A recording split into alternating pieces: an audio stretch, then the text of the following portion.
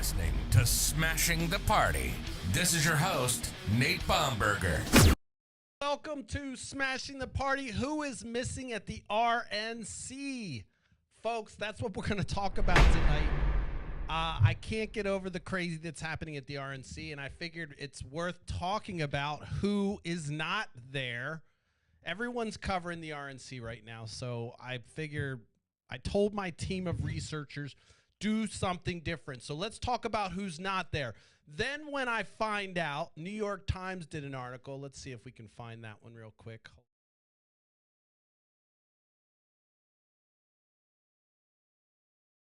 Let's see if we can find it. All right, guess who's not coming to Milwaukee? Bush, Quayle, Pence, Cheney, and Romney. So they took my lead, but it just tells you that I'm on it. And I kid you not, I had this plan before I saw this article. But the article talks a lot about what I want to talk about, so I'm going to use it as a reference point. Go check it out. It's in the New York Times.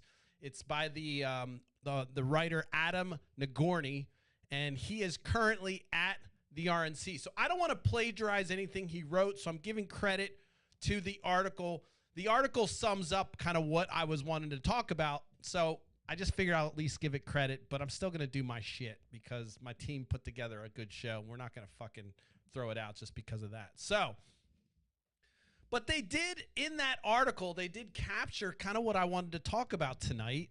And look, if you're looking for a rant that's going to be angry and mad, it's not going to be so much tonight. I'm actually going to probably, if you're conservative, you're probably going to like tonight because I'm going to end up giving Trump some credit for some things that are happening, and I don't want to, but it's true. And so stay tuned, listen to the whole fucking show, make sure you subscribe on YouTube, yada, yada, yada. Guess who's not coming to Milwaukee is the title of the article from New York Times. My placard says, who's missing the RNC? What I thought was most notable is Pence. Pence is nowhere to be found. And if you do a little digging, back in April, he kind of disowned the whole Trump MAGA movement by saying he's not going to endorse Donald Trump. Now, this is the vice president, the former vice president of the United States, that said he's not going to endorse Donald Trump for president. I don't know why this isn't mainstream news. Maybe it is. Maybe it's just we just don't care. But this is the big one that I was thinking, like, Pence, where's Pence? You know, remember the fly landed on his head, and then he said, you know, there's no such thing as systemic racism, and the right went, yeah, that's right, and now Tim Scott's running around saying the same fucking dumb shit. But anyway, Mike Pence, the guy that can't be left alone with a woman unless his wife's there, that's his words, not mine. Kudos to him. It's weird, but just, I guess, a little gatekeeping. He needs his wife to be there in case he gets a little handsy. He's like, oh, my wife's not here, my hands. I don't know what the fuck. But that was Mike Pence. And for all practical purposes, he was at least the sane one of the duo that was running our country for the last 4 years before Biden. And he was kind of shirked in the background. Now, we know that there was essentially the coup that took place, or the fake coup. They had, like, writings and markings of talking about lynching Mike Pence. So this is a real thing that happened. I'm not making it up. So, I mean, maybe that's the reason why Mike Pence didn't want to endorse Donald Trump, because Donald Trump essentially incited the riot that tried to take him off the map. I don't know, but it's noteworthy. And then the Republican National Convention, where everyone in the Republican Party is supposed to be unified, you have Mike Pence nowhere to be found. I think that's significant. The article goes into depth to talk more about the other notables that aren't there. Bush, Quayle, Pence. I don't know if Bush would roll in, but Quayle, Pence, Cheney, John Boehner. Where's Paul? What's his name? Paul, who was the dude? Damn it. Speaker of the House. Speaker. Paul Ryan. Where's he at? Like, you don't see him front and center. You really see right now Donald Trump's party. And that was my larger point. That's the point that this article makes. And it does it more articulate than I do. But I think it's notable, in my opinion, that the vice president, Mitt Romney, Dan Quayle, the former president, Liz Cheney, all the Cheneys, nobody's backing Donald Trump at the convention, which is where they're supposed to unify. Now, I think there's a lot of things going on in the convention that are going to be good for Donald Trump. One of the things that is happening at the convention is they finally codified their platform this year. They actually have a platform. And so what's interesting about that platform is they took out the language for abortion. They're just saying, well, you know what? We're just going to leave it states' rights. So one of the reasons why Pence may not be present is because he's not happy, as he's stated in the news. You can Google it. He's not happy with the current Republican platform because they softened the language on abortion. Now, I find that an interesting play, especially with Project 2025 coming out with the real strong language against abortion. And then the RNC platform being codified on Monday takes out a lot of the language, and the reasoning is because they want to leave it to the states. Now, this is a smart move for Donald Trump's campaign for several reasons. One of them is because of the fact that now he can say, well, you know what? We're distancing ourselves from this abortion chaos. We know we're attacking women's rights, but Donald Trump, he's just saying, hey, I'm Pontius Pilate. I'm washing my hands. Let's leave it to the states. He already got Roe v. Wade. He already paraded around the country stating that he got rid of abortion through Roe v. Wade. So now he has the double power move of being able to say, well, you know what, I'm just going to leave it to the states. So smartly, the Republican Party kind of softened up their platform so that they can try to pull in moderates. But don't fall for it. I mean, people are going to fall for it, but the bottom line is Project 2025 is just the execution of that plan. And so you can't detach Project 2025 from even a softened, worded platform at the RNC. It doesn't change what they want to do with Project 2025, which is transform our government. So I find it an interesting pivot. And I know I'm being a little nuanced today, but I find it interesting that one of the reasons I believe Pence isn't there is because not only did Donald Trump threaten his life by inciting a coup, but also because the RNC has softened up the platform to where he wants it to be more strict. Pence wants to be hardline anti-abortion, and his excuse to not be at the convention is because the platform doesn't please him. Now, he could have went to the convention and argued that it be in there. I mean, he's a standard bearer at some level, but he didn't go, and his argument was, well, doesn't go far enough. Now, Project 2025, you're going to find he's probably going to endorse on the side once the name is changed and they find a better marketing term now that Project 2025 has been dragged through the mud.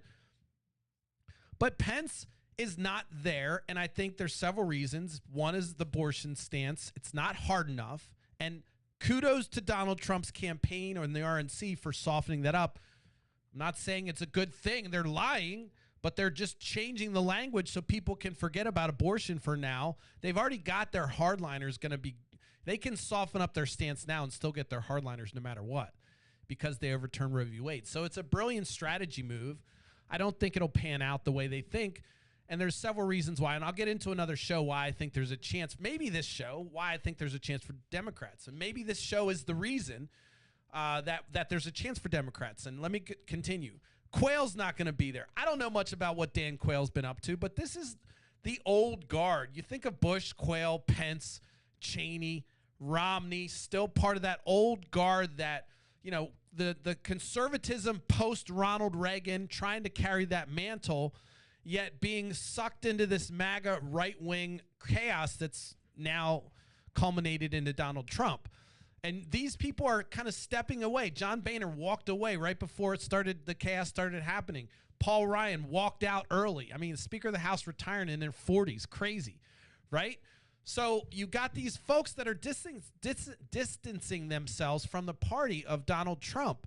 And that's what it's become, Donald Trump. So that's what's notable right now is, yes, they have a platform. Yes, they're doing smart things to carve the language out in the platform to get those folks that aren't paying attention say, oh, wow, look, they're just about states' rights. I'm a libertarian. That makes sense to me. Sure, I'll vote for Republican. Boom. Gets that weird-ass vote that's, you know, the Pontius Pilates of the fucking politics that like to stand on the sideline, leave everything to free market, whatever chaos it is. Plus, you've always got the evangelicals. They're never going to lose them. So the fact that they've carved out their platform, changed it a bit, There's notables that aren't there endorsing it. I find that is where the opening is for Democrats, because you have the old guard, old Republicans.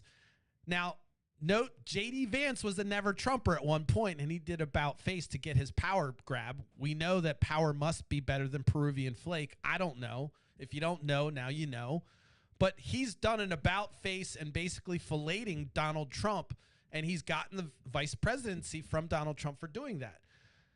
But there's a lot of people in this old guard that I don't think are going to swing to Republican. And I think that's where the Democrats have an opening. If they can woo those folks, those never Trumpers, and get enough sensible Republicans to say, look, it doesn't matter what their platform looks like right now. Donald Trump's a problem. Project 2025 is a problem. JD Vance does nothing for the ticket other than bring front and center the about face, the wishy-washy, the typical politician bullshit that we're tired of. So in my opinion, Democrats can win by continuing to talk about the issues. I know it's called kitchen sink or whatever the fuck, kitchen table issues.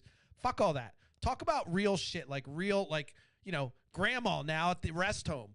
Let's talk about healthcare and talk about how we're going to do something for childcare. I mean, all those things that people think about that weigh them down, keep talking about them. Don't be distracted by the Donald Trump and the crazy that's going on, because even folks within their own party are backing away from it. That says something to you as a voter, to me, to anyone, that the folks that are inside that party, perhaps they're the old guard and you can say, hey, it's time for new blood. But the way it's happening seems cultish and kind of like a coup d'etat of the Republican Party, and nothing in the Republican Party exists without Donald Trump's name on it right now, including the finances, everything. So Donald Trump has fully taken over the party. As Lindsey Graham said, they deserve everything they get. But now it's hard to decouple the party from Donald Trump. And so Donald Trump can run, let's say he wins, he gets one term. He doesn't get to run an extra term. That's it. We're not going to change the laws so he can get a third term. I don't give a fuck if he wins. So, but that will be the effort, is to say if he wins, they'll want to get a third term. They want to keep this guy alive as long as possible. They will fucking do it. Trust me. They will overlook the Constitution to keep this guy in power. It's crazy, but they're just going full board at this point. So, but I think for when I look at the RNC and who's not there, and I think about the opportunity, and I think about the fear that I have of Donald Trump getting into power, I see an opening in the fact that the old guard is disavowing Trump. And if we can capture some of that old guard juice and say, look, we're still talking about real policies. You may disagree with the approach, but we're talking about real things that people can appreciate. If you talk about the stock market doubled since Joe Biden took power. So, all the economic indicators that they're going to hammer on, except for inflation, which we can tie to corporate greed, are in Joe Biden's favor, in the Democrats' favor. So whether Joe Biden or some other Democrat, Democratic policies win. And so I feel like what's happening at the RNC can happen. It can go crazy. People can watch Marjorie Greene Taylor get up and do her shenanigans. But I think who's not there is important. And I think that is also where Democrats can capture and win this thing by being the sane party, by being realistic. I don't think it's going to be a problem if they swap out Biden for another candidate, because at this point, that would show that to the American people that they're the party that sees and believes and what they show you and tell you is real. So this whole charade around Biden and acting like it's okay is weird. Now, I'm going to vote for Biden no matter what, if he's, as long as he's on the ballot.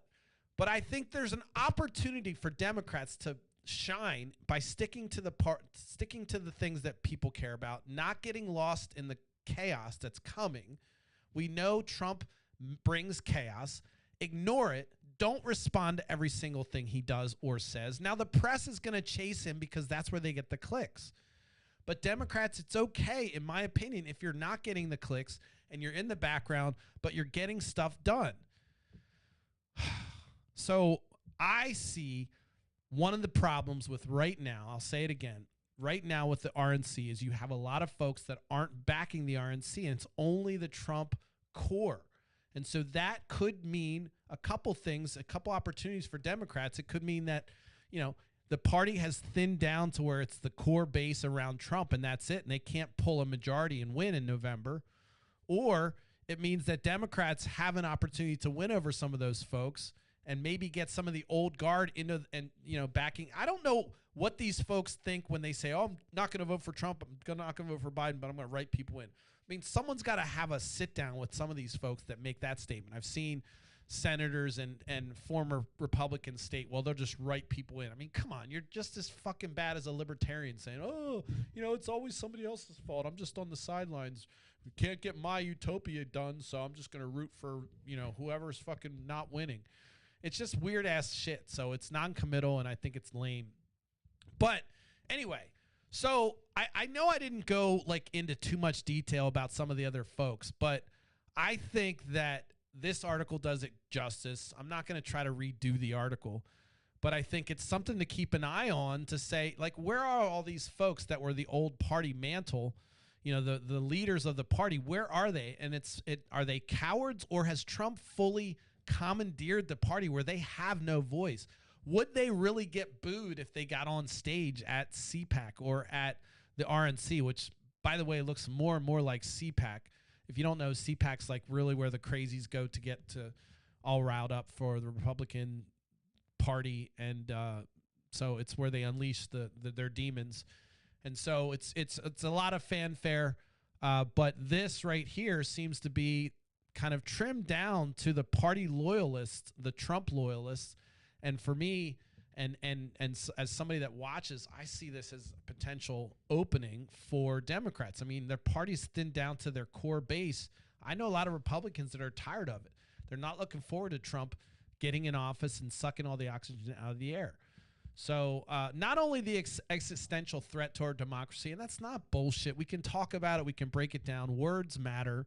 You can't just say Trump's words don't matter, but the words he uses matter, and he talks about anti-American things all the time. It's just a fact. Doesn't mean that I want anything to happen to him. So, one of the things that's going on right now, too, along with the RNC, is because of this assassination attempt, you have folks that are saying you got to be careful about what you say as opposed to criticizing Donald Trump. And no, you don't. You can look at a duck and it quacks like a duck and walks like a duck, and you can say it's a duck. It doesn't mean people need to come and shoot the duck. It's just an establishment that it's a duck.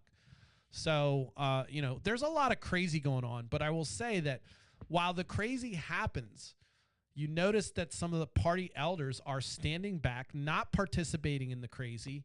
Some of them are still senators. Some of them still have power in their local communities as well. So despite the fact that they may not have a huge social media following or whatever, these folks still have a lot of pull and sway in the party. And I feel like the fact that they're not there is an opening for anybody that's paying attention in the Democratic Party. But we know how the Democrats run campaigns. They want to listen to everybody, and they want to hear everyone's opinion before they get things done.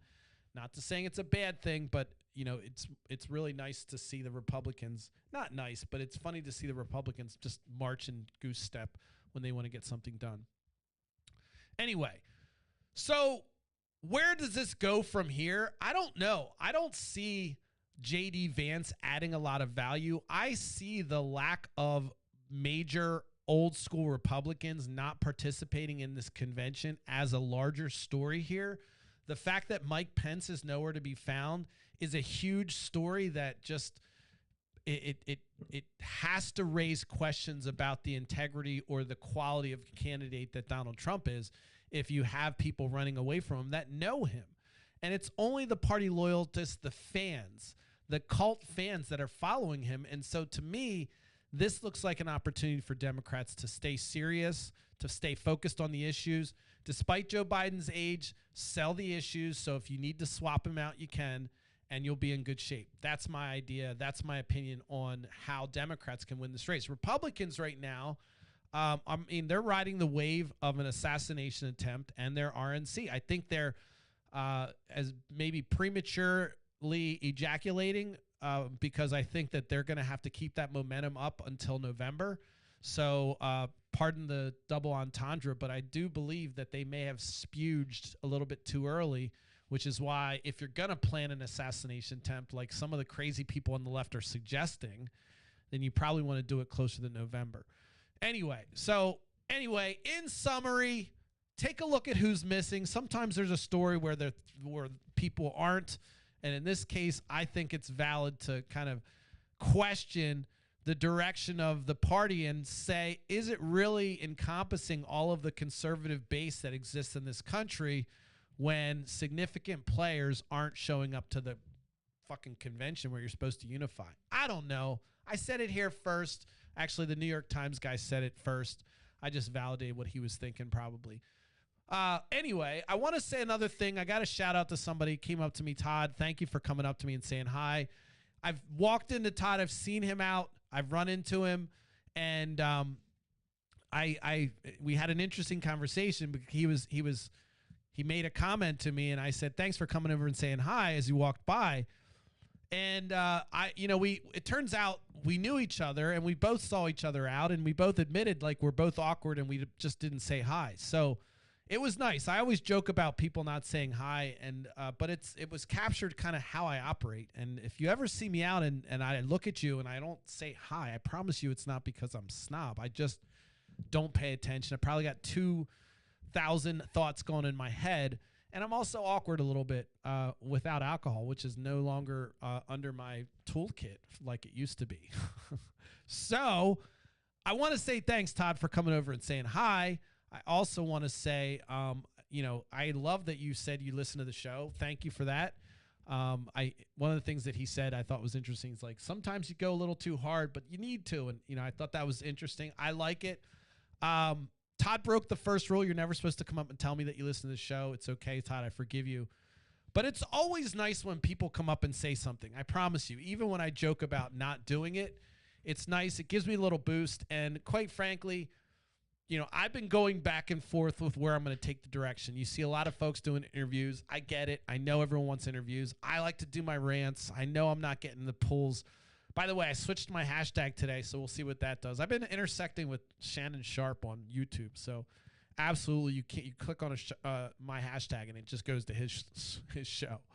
So I fucking had it first. But anyway, I want to say, like, all the support and every time someone comes up to me, it's really nice, and it does keep encouraging me to come back, even on those days where you kind of, I've been waffling on the direction here, and I want to stick to my guns and do what I enjoy, but I also know that, if I really want to reach more people, I have to kind of change things up. So that's in the works. I don't know what it means. I don't know. Again, I have so much content out there, but I just want to let you know that I am aware of my following. And every time I think I don't have a following, I go out and see people that say, hey, I listen to your show. So it's not, the numbers lie a little bit. I think I have more people that are aware of it than maybe the YouTube follower list shows.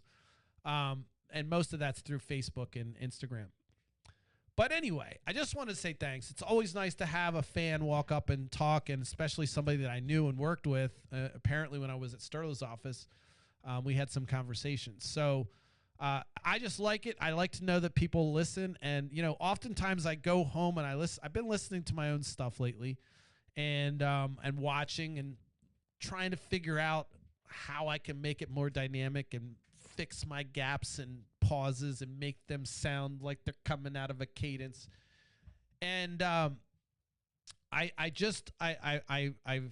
looked at today's and I look at old ones and I see the improvement, and I hope you guys too. And I hope you understand, I've considered even going into radio just because so I can get some more experience doing this. And I know that might sound like delusions of grandeur, but I'm not afraid to just change up and try something. But I'm really enjoying it, and it's lovely when people come up and say they listen. Thanks, Todd. Thanks for the support. Continue to follow, subscribe.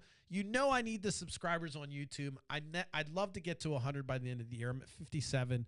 All my other platforms look like I'm a normal podcaster, but my YouTube looks like I have no followers. So do yourself a favor. Do me a favor. Subscribe to YouTube, and you'll get my notifications. It actually looks pretty good on my big screen. I've been watching it on the big screen TV, and Sound's on, the sync's on, and it works. So check it out on YouTube. It's actually not a bad experience.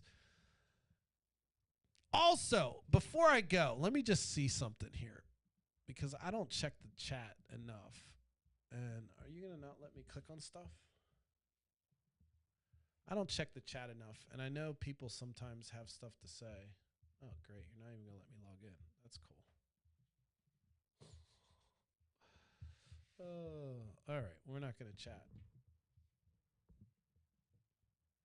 Wait, did I thought I changed my thing. Yeah, I did. All right, whatever. Yeah, I don't know what's going on with my stream. I'm not going to click on anything because it looks like my stream, if I click on something, everything will go, all hell break loose. All right, anyway, I want to say I will be back tomorrow at 10:30 p.m. Eastern Standard Time. We've got a new hashtag, Smashing the Party. That's what my title is. We're still calling it Nightcap, but until Shannon Sharp relinquishes the power back to the original owner of the hashtag, I am going to have to come up with a new one. So make sure you subscribe, click on the link, see what I'm talking about.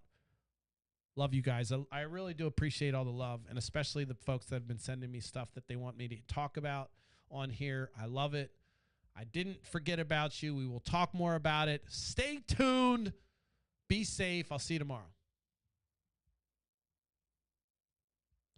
I think so.